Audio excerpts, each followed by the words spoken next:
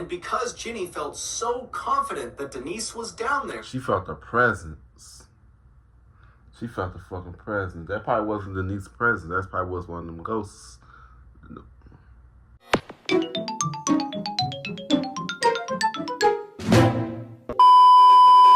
Yo, what's good? What's going on, YouTube? It's your boy Q1CB. I'm back with another motherfucking reaction video. You know what I'm saying? Today's one wants to be reacting to a subscriber request. You know what I'm saying? Mr. Ballen, Ghost of Flight 401. Damn, I'm not gonna lie, I haven't reacted to Mr. Ballen over a month. Damn, almost 2 months. Damn.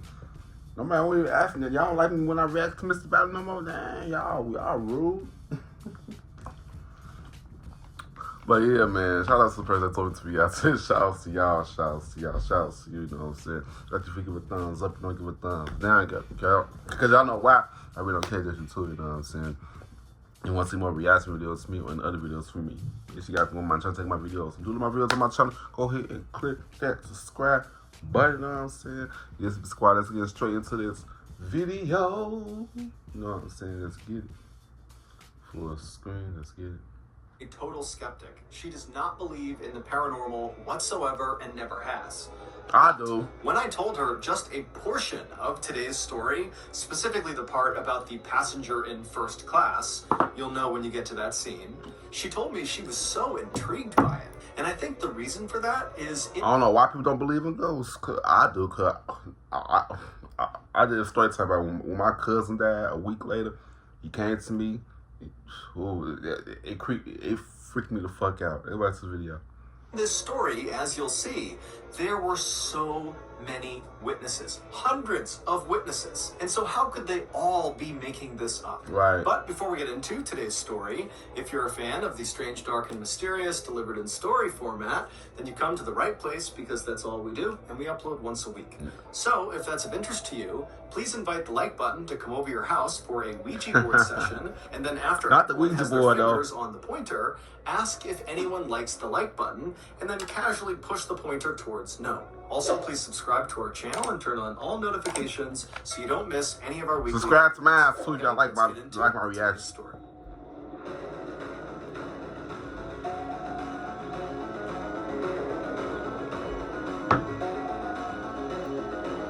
Flight 401. Around 8:30 p.m. on December 29th, 1972, passengers inside of JFK International Airport in Queens, New York, heard over the intercom that Eastern Airlines Flight 401 to Miami was now boarding. About 30 minutes later, all 176 passengers, which included the 13 crew members, had made it on board, and then at that point, the 13 crew members began making their final preparations for takeoff. Flight 401 was a very expensive and recently introduced model of plane by Eastern Airlines called the Lockheed L-1011 TriStar, and it was both unbelievably technologically advanced and unbelievably enormous. Yeah, it sat up to 400 passengers, which meant instead of having 4 seats to a row, like you would expect inside of a passenger jet, the L-1011s had 8 seats per row, and they had 2 levels. There was the main level, which was the main cabin where all the passengers were, and then there was a second level, a lower level, that was only... Damn, that was a big plane then. That motherfucker got a second level? Yeah, that was a big plane. Damn. I don't know what happened to it now. Where is it now? Via 2 small elevators that could barely fit 1 person inside of them in the back of the aircraft. And down on this lower level was a full-size kitchen, which had ovens and refrigerators. And also at the back of this lower level was a lounge area for flight staff. The pilot that night was Bob Loft, who was a strikingly handsome 55-year-old man with over 30,000 hours of flying experience, which for reference is a ton of flying experience. Captain Bob was known as a perfectionist who exuded confidence and who was cool under pressure. After Bob had boarded the aircraft, he had made his way right into the cockpit, which is the very front of the plane where the pilots fly the plane, and he had sat down in the customary captain's seat, which was the front left seat. And then after he had sat down, his 10 years younger first officer or co-pilot, a man named Bert Stockstill, had joined him in the cockpit and sat down in the customary co-pilot seat, which was directly to the right of Captain Bob. And so after the pilot and co-pilot were both seated, the remaining two members of that night's cockpit crew came into the cockpit. Now, normally in most passenger jets, there were only 2 seats in the cockpit, but because L-1011 planes were so massive, there were 4 seats in the cockpit. Damn. And so one of the last 2 men who joined the cockpit was 51-year-old Don Repo, who was the flight's engineer. And despite him being this big, strong ox of a man, he was actually known as being fairly soft-spoken and very approachable. And so Don came into the cockpit, he said hello, and then he sat down in the seat right behind the co-pilot, Bert. And then a few seconds after Don, the last man came into the cockpit. It was 47-year-old Angelo Donadeo. Angelo was not actually part of that night's flight crew. However, he was an employee of Eastern Airlines, and that night he needed to get to Miami. I feel like he probably was. I'm not gonna say I'm not gonna say he probably the ghost. Cause I don't know. Something telling me something strange about that man there. That's the video. So the company had put him on Flight 401 and sat him in the 4th and final seat in the cockpit, right behind Captain Bob. Around 9:10 p.m., all pre-flight checks had been completed, all passengers were seated, as was the crew, and so Captain Bob began taxiing over to the runway. 10 minutes later, at 9:20 p.m., Captain Bob pushed the throttles forward, and the plane began to take off. A few minutes later, and Flight 401 was airborne up in the night sky over New York, headed south towards Miami. For the next 2 hours, this flight was completely normal. In fact, it was so normal that one of the passengers, named Jerry Escow, actually wrote a letter while he was on the plane telling Eastern Airlines how great their airline was and how smooth this flight was. His plan was, once they landed, to mail this letter to Eastern Airlines. But at 11:32 p.m., so 2 hours and 12 minutes after takeoff, this flight would go from being very routine and normal to being anything but. At 11:30... Do y'all see that fucking full moon? There probably was a full moon that night. Y'all know what happens when the full moon be out. What's the video? 2 p.m., Captain Bob began his approach to Miami International Airport, but when he lowered the plane's landing gear, his co-pilot, Bert, noticed they had a problem. L-1011 jets, like 401, have 3 pieces of landing gear. They have wheels that come down onto the left wing, they have wheels that come down right in the onto front. the right wing, and they have wheels that pop out of the nose of the plane. And each of these pieces of landing gear has a corresponding little light bulb, a green light bulb inside the cockpit, that once that piece of landing gear comes down and locks in place and is ready to be landed on, its green light will go on inside of the cockpit. But when Captain Bob lowered their landing gear, his co-pilot, Bert, noticed only 2 of the lights came on. The one that did not light up was the nose landing gear. Now, Captain Bob and the other men in the cockpit, when they saw this issue, they immediately assumed it had to be the light bulb itself that was faulty, not the actual nose landing gear, because this plane was brand new, it had been checked before they left, so the likelihood of the nose landing gear being faulty was incredibly slim. And so Captain Bob, while maintaining his approach towards Miami International, he retracted the landing gear, and then once it had come back into the plane, he just lowered it again, thinking this time all 3 lights would come on. But once again, once the landing gear was deployed the second time, still the nose landing gear light did not come on. And so frustrated, Captain Bob hopped on the radio and contacted Miami Air Traffic Control and told them that he could not confirm his landing gear was actually safe to land on, and so they would have to circle around for a bit in the sky and get it figured out. And so Miami Air Traffic Control acknowledged what Captain Bob said and then directed Captain Bob to fly out over the nearby Everglades, which is a massive wetlands area in Florida, and to stay out over...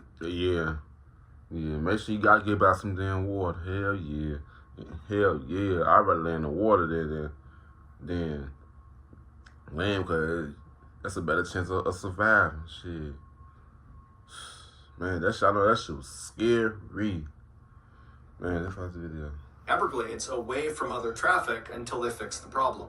And so once Flight 401 was out over the Everglades flying in a circular pattern, Captain Bob and his co-pilot set the plane to autopilot so that it would maintain a constant altitude of 2,000 feet and a constant speed of 200 miles per hour.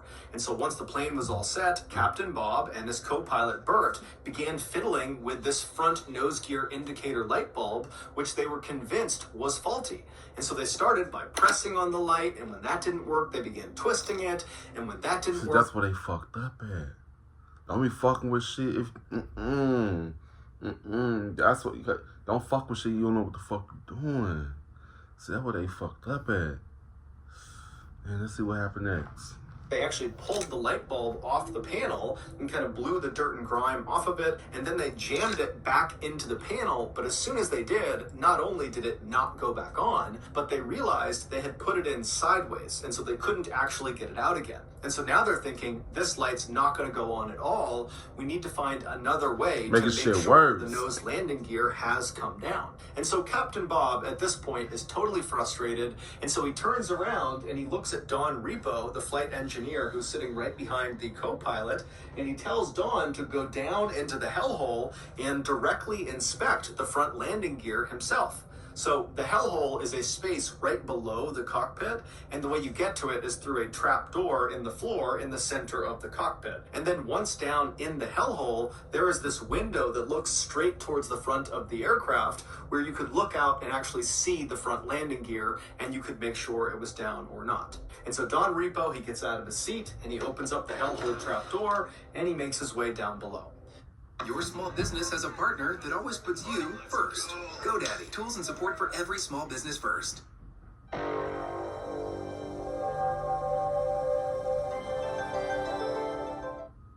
Meanwhile, 2,000 feet below Flight 401, a 43-year-old man named Robert Marquise, along with a friend of his, were looking for frogs in the Everglades, riding around on Robert's airboat. An airboat is a flat-bottomed boat with this huge fan on the back of it that propels it forward. It's popular in the Everglades because the water depth is so shallow. At points in the Everglades, the water's only a couple of inches deep. And so all around these two guys, it is totally pitch black out. There are no buildings or people for miles and miles and miles. Their only light source is Robert's headlamp. And so at some point, Robert turns off the airboat, and he and his friend are just standing in the middle of it, kind of scanning around on either side. And all around them, they can hear the sound of alligators growling and snakes and frogs moving about the tall grass. And as they're just kind of silently looking around them, out of the corner of Robert's eye, he sees something. And so he looks up right as he sees this huge orange and yellow flash that kind of came out of the ground roughly 5 miles away from where they were. And basically, as soon as Robert saw it, this flash dissipated and it was just totally gone. And so he turned to his friend who had not seen this flash, and Robert said, "Hey, let's go investigate. Let's see what that was." And so Robert fired up his boat again, and he began flying across the Everglades straight in the direction of where he saw this flash. And after 15 minutes of cruising at 40 miles per hour across this dark expanse, they reached the area where this flash had been, and Robert and his friend, they just could not believe what they were looking at.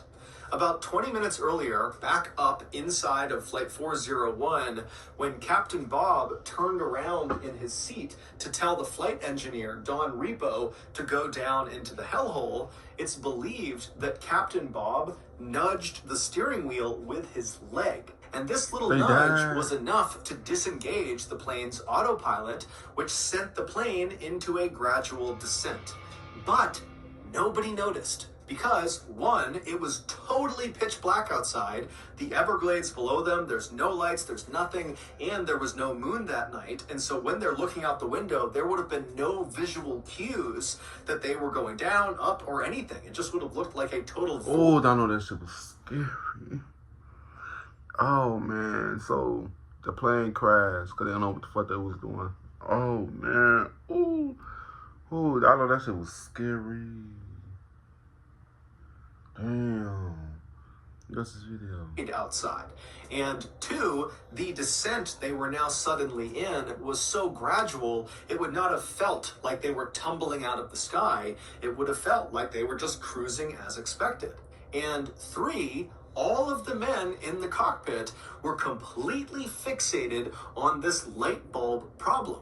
In fact, they were so fixated that when an alarm went off inside of the cockpit telling them they had dipped below their intended altitude of 2,000 feet, they were now going down, nobody noticed. Although, to their credit, this alarm only sounded once and it wasn't that loud. And so not long after Don Repo had gone down into the hellhole, the plane crashed into the Everglades. No one on board Flight 401, from the cockpit crew to the passengers to the other flight staff, had any idea they were in an emergency until they hit the ground. And when they hit the ground, the plane exploded, and that was what Robert Marquis saw when he looked up and saw that yellow and orange flash. And so Robert and his friend, they speed over to the crash site, and when they get there, they are the first ones there. And even though they're looking out and they can hear the sound of all these people screaming and crying and moaning, they can't see anything because the fire from this huge explosion was already out because the swampy wetlands had pretty much immediately extinguished it. And even though the plane had crashed into the ground at over 200 miles per hour, it had not struck the ground at a very steep angle because basically... That's why I would never get on no plane at nighttime. Oh my God. No, I wouldn't. No. This much video. The plane was in this gradual descent pattern and just kind of coasted until it hit the ground. And so that, combined with the soft, muddy ground of the Everglades, meant that the impact of the plane hitting the ground was not nearly as violent as other plane crashes were. Right. And that ultimately saved lives. In fact, dozens of passengers survived the initial... Yeah, that's what I'm saying, though. I thought they better be lucky there was water right there, because it could have been worse. Yeah, I just said that. What's the video? Impact with the ground. But many of them were left with these horrible injuries, or they were trapped within the wreckage, or both. When Robert and his friend arrived at the edge of the crash scene, Robert lifted up his headlamp and began to scan, and he saw all these body parts sticking out of the ground, and then his light rested on the first survivor he saw, and it was this man whose clothes had been completely burned off from the explosion. All he had on was just a little bit of his socks on both ankles. And this man was still strapped into the seat that he had been on the plane, and when the plane had broken up, his seat had fallen forward into the mud, pitting this man's upper body and most of his face under several inches of water. And so as Robert had scanned over with his light had hit this man's face, and he had looked up and pleaded with Robert and his friend to come get him before he drowned. And so Robert and his friend, they jumped off their boat and ran over to this guy and pulled the chair up and out of the water, saving this guy's life. But as soon as he was up and out of the water, Robert and his friend began hearing more calls from other people in the darkness, screaming for help. Robert and his friend would do their absolute best to save as many people as they possibly could, but there was just too many people who needed saving and not enough time. About 30 minutes after Robert and his friend had arrived at the scene, the Coast Guard showed up in helicopters, and they, along with Robert and his friend, would spend the entire night pulling as many people to safety as they possibly could. By the time the sun came up on the following day, there were no other survivors left to save. All told, 99 people perished and 77 survived. Amongst the dead were Captain Bob Loft and his co-pilot Bert Stockstill and their flight engineer Don Repo, who had gone down into the hellhole. Amongst these survivors was Angelo Donadeo, the fourth man in the cockpit, as well as Jerry Escow, the man who ironically had written that letter to Eastern Airlines saying how wonderful that flight had been. A major investigation following the crash would confirm that the reason Flight 401 went down was because of a number of factors, most notably human error. The investigation would also confirm that the nose landing gear was working perfectly fine. The light bulb not coming on was a result of the light bulb being burned out. Following the investigation, Eastern Airlines would make every effort to compensate both the survivors of the crash and also families of those who were killed in the crash. Eastern Airlines would also make major changes to their training for their pilots and co-pilots and anybody that was ever going to be in the cockpit to ensure this type of disaster never happened again. But this was not the end of the story for Flight 401.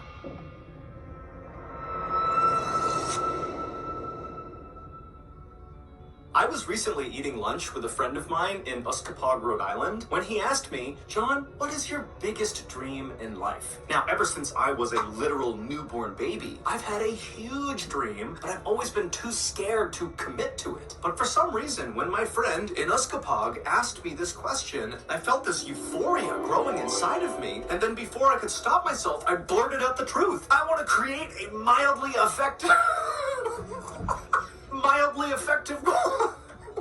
I want to make a mildly effective cold medicine made exclusively out of Egyptian fire ants. And then before my friend could react to this revelation, I turned and leapt head first out the glass window. And then when I hit the ground, I turned around expecting to see my friend angry and staring down at me, ready to fight me. But instead, he was standing on our table doing a jig, stomping on our plates and our cups, and all around him, our waiters and waitresses were cheering, saying, "Go, John, go!" And so go I did. After a quick salute to the gang, I turned and I ran directly into traffic. And for 97 miles, I ran along the freeway until I got to Chicopee, Massachusetts, where I climbed up into a tree and I fired up my coal-powered laptop. Free gifts. Okay, back to the story.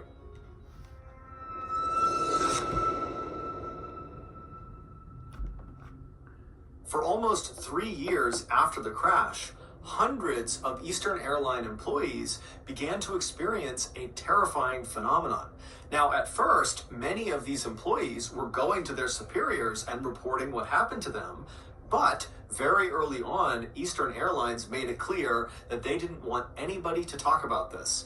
Anytime an employee made one of these reports about this phenomenon, they were either sent to the psychiatrist or they were just fired. However, why?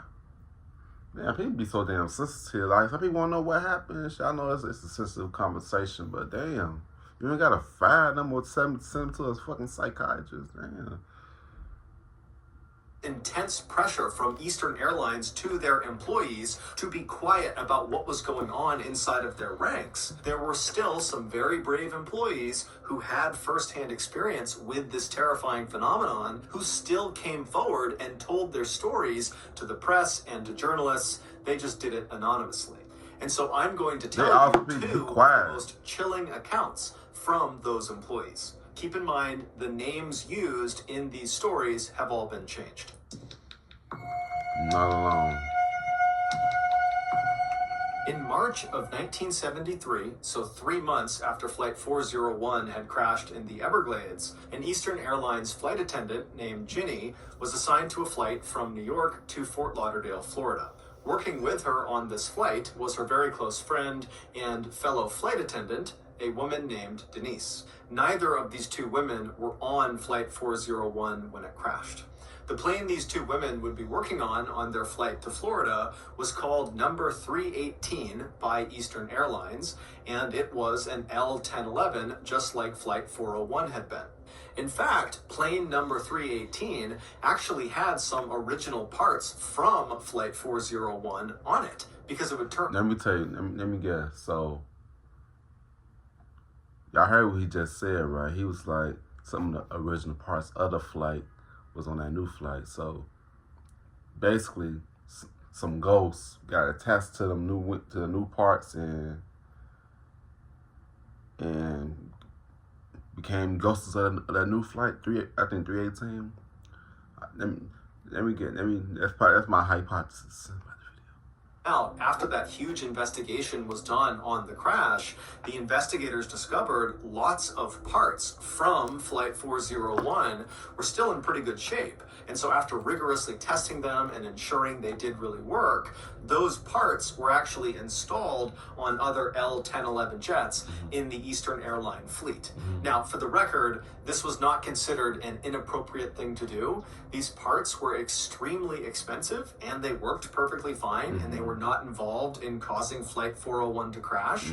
And so no one batted an eye when Eastern Airlines put these parts on their other planes. So Ginny and Denise, along with several other Eastern Airlines flight attendants, board plane number 318, and after takeoff, the flight attendants began going through the very long and drawn-out process of getting food and drink for the nearly 200 people on board the flight. And so the way the flight attendants divvied up the work is they would have some of the attendants on the main level of the plane in the cabin taking orders from all the passengers, and then the other flight attendants would be down on the lower level, the second level of the plane where the kitchen was, preparing all the food and drinks. And so at some point during this process, Denise, who was up on the main level helping with taking orders, realized she didn't have anything to do. She had taken all the orders she could, and so she decided she would head down to the second level, to the kitchen, where her good friend Ginny was, to see if she could help her.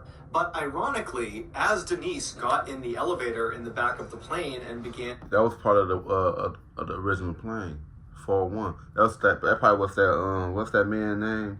The pilot that... The soft-spoken one, Rob Apple something. I know what I'm talking about. That probably was his ghost under that plane.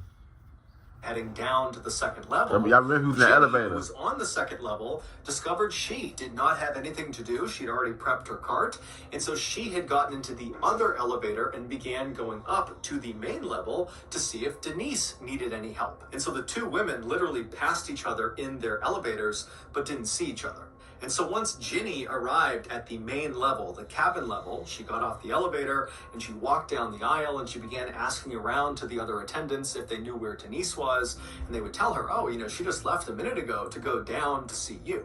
And so after a couple of minutes, Ginny would leave the main level and go back down the elevator to the lower level to find Denise. Now, to understand what happens next, you need to have a basic understanding of the layout of the second level. So when you come down on either of those two elevators, when the doors open, you'll be looking down a stretch of hallway, basically the length of the plane from the back towards the front. And when you stepped off the elevator, you'd be stepping into the middle of the kitchen. Now, the kitchen was very, very cramped, and on the left side was a row of ovens that were all stacked up against each other, and then on the other side, on the right side, was a row of cabinets and cupboards. If you were to walk down the kitchen straight towards the front of the plane, you would eventually reach a wall that separated the kitchen to the lounge area, and there was a door slightly off to the right side on this wall that you could walk through to get into the lounge. So if you were standing in the kitchen and looking in the direction of this door, you wouldn't really be able to see into the lounge area because, again, the door was kind of off to the side. You would have to actually go over to the door and poke your head through to get a full unobstructed view of the lounge. And all the lounge was a couple of sofas and chairs kind of arranged in a circle. So Ginny has gotten back in the elevator and she's made her way back downstairs to continue looking for Denise. She gets down to the lower level, the doors open up. Shop Michael's today for our best sale of the season. Save big on thousands of items, now through October 1st.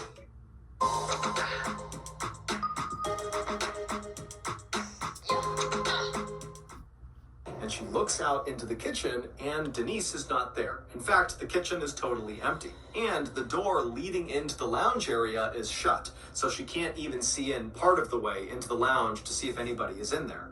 But the second Ginny stepped off the elevator into the kitchen, she immediately had this powerful sense that Denise was definitely down there somewhere on the second level with her, probably in the lounge area that she couldn't see.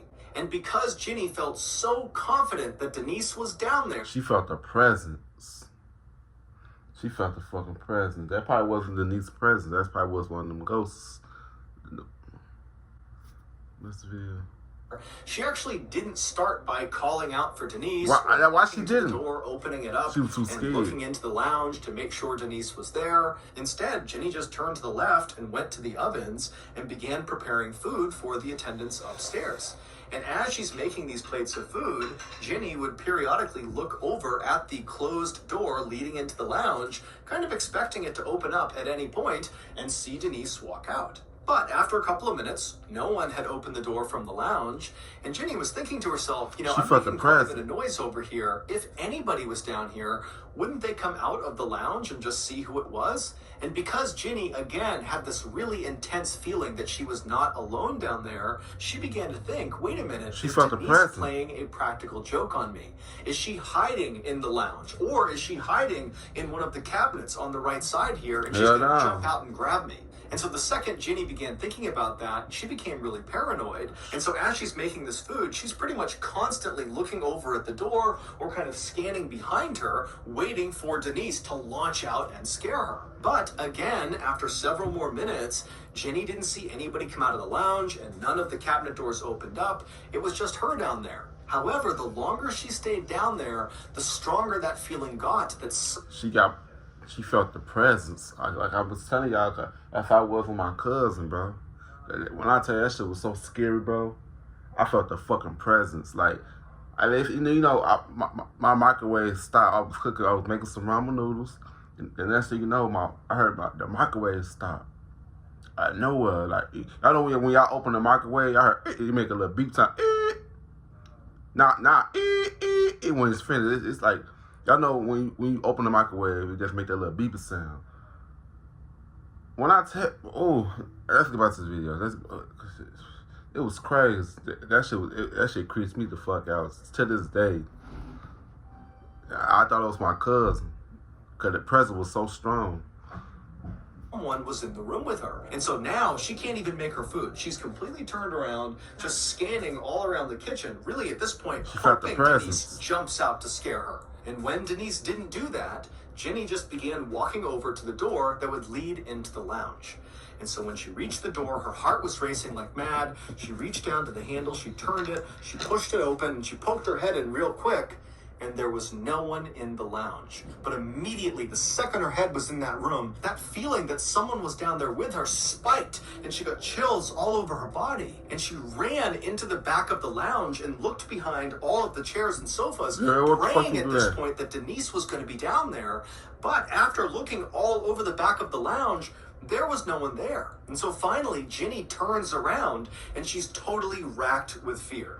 Because now she's on the very far end of the lounge. There's no one in the lounge. She knows there's no one in the kitchen. And here she is still getting that sensation that she was not alone down there. She felt that But presence. she has to go all the way back across the lounge, through that door, into the kitchen to get back to the elevators so she can escape. And so Ginny almost instinctively moved immediately to the left side of the lounge and put her back up against the wall to make sure no one could be behind her. And then she began slowly inching her way along the left wall towards the door that was now open that would lead back into the kitchen. And as she's slowly shimmying along, her view of the kitchen is getting bigger and bigger and bigger. And the whole time she's thinking, I'm going to see someone in the kitchen because this sensation that someone is down here with me is not going away. But when she finally gets to the door and crosses into the kitchen, there's still no one there. And so she makes a run at that point to the elevator. She starts hitting the button. And as she's hitting the button, she's turning around. And she has that awful feeling that someone's right behind her. And then finally the car comes down. She hops inside the elevator. She shuts the doors. She hits the button. And she begins going back up. When the elevator... I know that feeling. Ooh, I feel like in my building too. I think we gotta go see some motherfucker too. The cart got back to the main level and the doors opened again, Ginny almost knocked over the flight attendant that was standing right outside of it, a woman named Mildred. And after Mildred and Ginny kind of regained their balance, they both looked at each other, and Mildred could see very clearly that Ginny looked horrible. She was totally pale, she was sweating. And so Mildred said, Ginny, are you okay? What's going on? And Ginny would just say, I don't know. I can't tell you what's going on. I don't know. But Mildred, instead of asking follow-up questions, just said, Ginny, you need to come with me. And so Ginny would follow Mildred, who led them back around behind the elevators to the space in the back of the plane, kind of out of view of the passengers. And there, Ginny would find Denise. And Denise looked pale as a ghost. She was sweating and looked totally shaken up. It would turn out when Ginny left the lower level for the first time to come up to the main level to look for Denise, and then learned that Denise was not up there, that Denise had actually gone down to look for Ginny. In those few minutes that Ginny was up on the main level before she went back down again to continue looking for Denise, Denise was on the lower level. And Denise would say when she got off the elevator into the kitchen, there was no one down there, but immediately she believed Ginny had to be down there because of this strong sense that she was not alone down there. However, when she opened up the door to look into the lounge, she didn't see anyone, and it totally spooked her. She shut the door, she ran back to the elevators, and she went back upstairs. And as she was going up in her elevator car, who, once again, passed her in the other elevator car? Ginny. And so once again, the two women did not see each other. And so these two women, who had never experienced anything like this before in their lives, had nearly identical experiences, totally independent of each other, just a couple of minutes apart in the exact same space. It was just too many coincidences for them to totally write it off. And so that was a big reason why they felt like they had to come forward with their information. Hell yeah.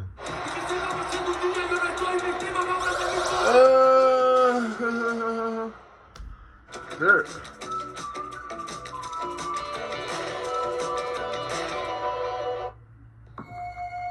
First class. 1 month later, plane number 318, the same plane that Ginny and Denise had had their frightening experiences on, was at Newark Liberty International Airport in New Jersey, undergoing pre-flight checks from its crew before its flight to Miami that morning. After most of the checks were done, the passengers were allowed to board the plane, and then after it seemed like most of the passengers had arrived and taken their seats, the senior flight attendant, whose name was Sis, began counting the people on board the plane to make sure they had everyone. And after counting up and down the rows, she realized their head count was off by one. They had one too many people. And so when Sis began recounting, she actually quickly identified the discrepancy. Sis was standing in first class in the aisle, and as she was counting down the left side of first class passengers, she noticed there was an Eastern Airlines captain seated in one of the seats. And so immediately Sis thought, oh, okay, I don't recognize this person, but since he's in uniform, he must be deadheading.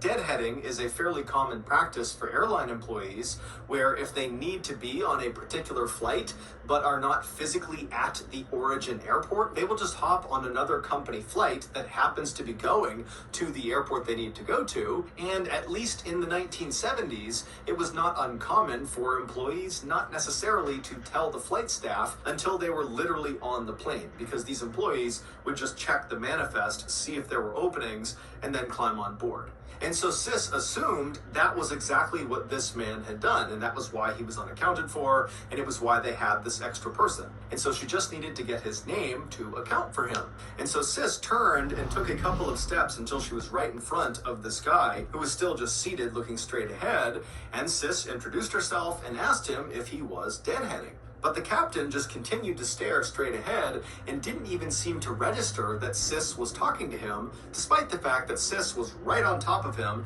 and speaking very... That's a red flag right there. If I'm talking to you and say nothing, you just look plain, that's a red flag, bro.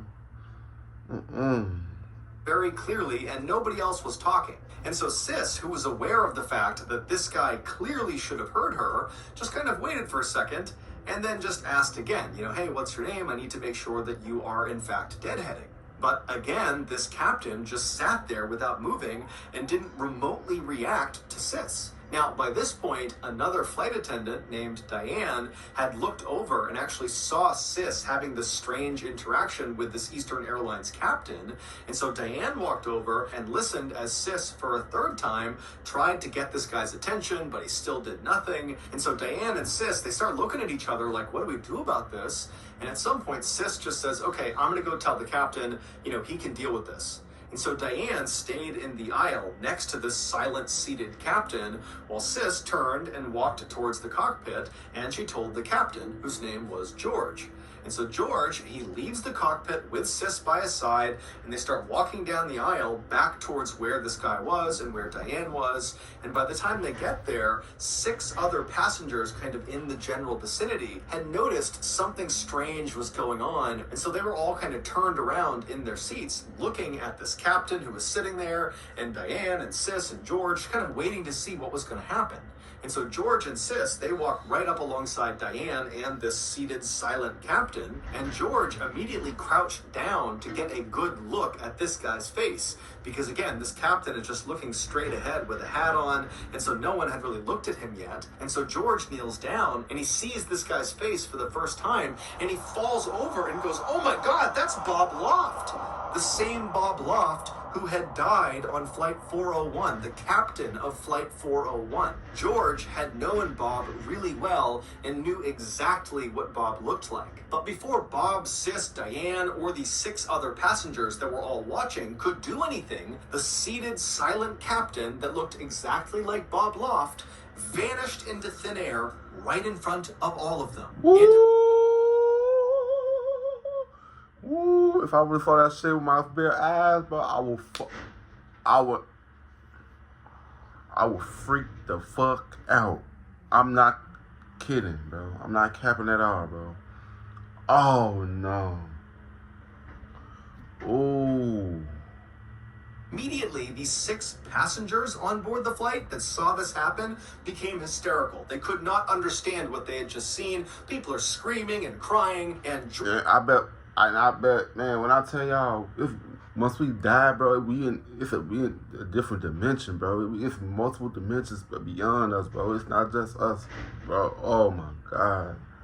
What's the video? George, Diane, and Sis, they were very shaken at what they saw, but I've they been knew shaken they were too. in charge of this flight. And so they tried to calm down the passengers, but then very quickly, they organized a search of the plane because they're telling themselves, no one can just disappear into thin air. This guy has to be somewhere on the plane. Hell and so no. for over an hour, the passengers were told to stay in their seats and were told to stay calm while the flight crew searched every crevice, every nook and cranny. I'm telling y'all, them old parts on the old flight.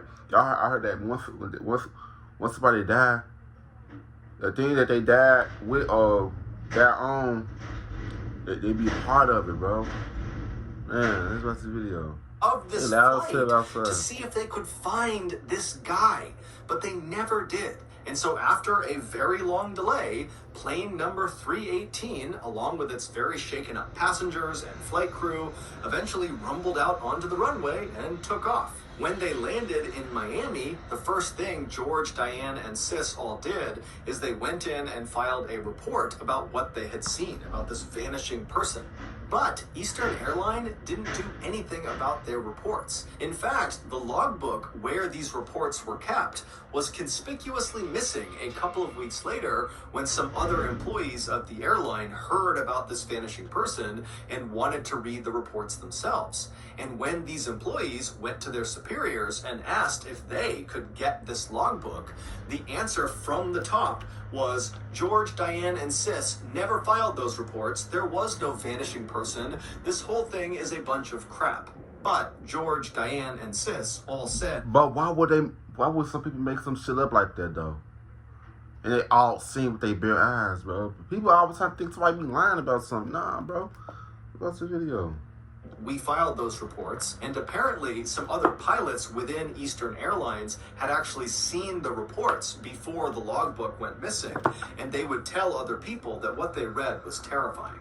Over the next 2 years, there would be an astounding number of other totally unexplainable events that took place on other planes within Eastern Airlines' fleet. However, the strange events only occurred on L-1011 jets that had parts on them from... Like I just said, bro. Them people still be, it's part of them damn parts of that plane. I'm telling you. What's this video? The crashed Flight 401. Some of these unexplained events included more sightings of the silent seated captain who looked just like Bob Loft. And in fact, one of those sightings was by an Eastern Airlines executive who, after seeing this captain vanish into thin air right in front of him, the executive freaked out and ran off the plane and demanded the plane be searched top to bottom. But like the last search, nothing was found. On another occasion, the catering company that loaded food directly into the second level of these L-1011s, basically right into the Felt the kitchen, presence. one of their staff spotted a man wandering around the lower level that looked just like Don Repo, the flight engineer from the doomed Flight 401. Man. And when this staff member spoke to this man who looked like Don I'm telling Repo, you. Don Repo turned towards him and then vanished into thin air. The catering company was so scared when this happened that they refused to go back into the plane, and it caused a massive delay. On another flight, on board plane number 318, the pilot and co-pilot began hearing banging coming from the hellhole, and when the pilot got up and opened up the hellhole and went down below Nobody and there. shut his light, he didn't see anything. But when he went to climb back up into the cockpit, he looked up, and standing in the cockpit was once again Don Repo looking straight down at him, who then promptly vanished right in front of him.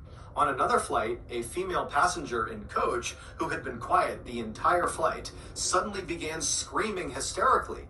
And when they went up to her and asked her what was wrong, she was pointing at the seat next to her and said a man had suddenly appeared right next to her. He did not walk in, he just appeared next to her. Man. And then when she began screaming, he vanished right in front of her. This woman was so upset that when they landed finally in Phoenix, Arizona, she had to be restrained in a straitjacket when they pulled her off the plane.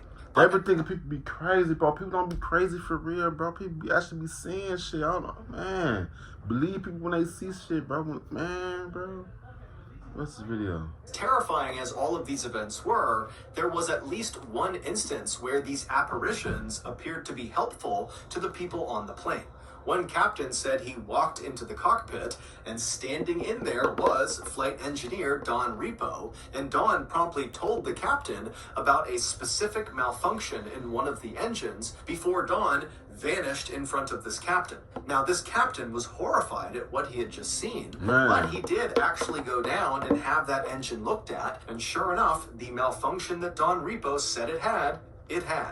Then finally, in 1974, all of these strange events just came to an abrupt stop. Now, no one knows exactly why, but in 1974, Eastern Airlines, despite telling the world they didn't believe any of the reports of these strange happenings on their planes, despite that year, they went into every single one of their L-1011 jets, and they removed any parts that had been placed on them from the crashed Flight 401. Despite the fact none of those parts were faulty. They were removing perfectly good parts, and they never gave a reason. And after they did that, all the sightings just stopped. Man. So that's going to do it. If you got something out of today's episode and you haven't done this already, please invite the like button to come over for a Ouija board session. And once...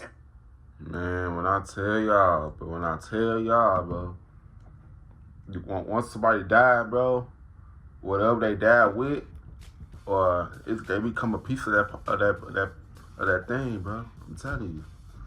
Like I said, bro. Ghosts are real, for real. They are real, bro. Yeah. But yeah, man. You like this video, give a thumbs up. Don't give a thumbs down. Kind of why? We don't care, just you too. You know what I'm saying? You subscribe. See you guys in the next video. You know what I'm saying? Peace out. Yeah.